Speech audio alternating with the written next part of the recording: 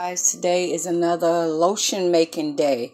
So today I'm making for my, she's like a sister-in-law. Well, she's not with my brother anymore, but I'm making lotion for her today. So what's in here is unrefined coconut oil, shea butter, vitamin E oil, and she likes Chanel number 5.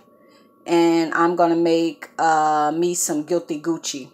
So what you do, you bring this to a boil. You bring all this together to a boil. And once you bring this to a boil, and once it all comes to a boil, you put this in the freezer, guys, and let it freeze. Then I bring it out of the freezer, guys, and then I whip it.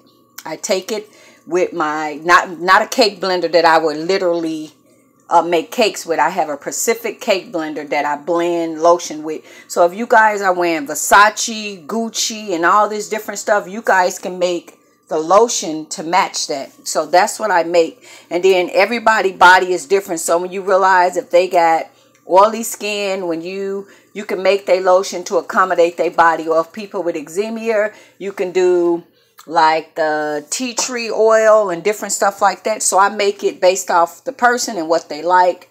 So once this melts all the way, I'm going to put it in the freezer, let it freeze. Then the next step is whip it. And then I have a cosmetic, let's see, guys, I have, you guys see this is cosmetic coloring. So I change, it's boiling over, and turn it down.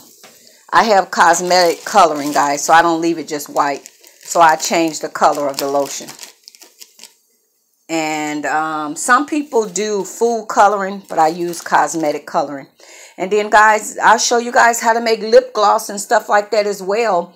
I got to wait for some beeswax to come in, candles. So we're going to be making a lot of stuff, but you guys can make your own lotion at home and it'll be just as good or better than Victoria's Secret. Thank you guys for watching. Bye-bye.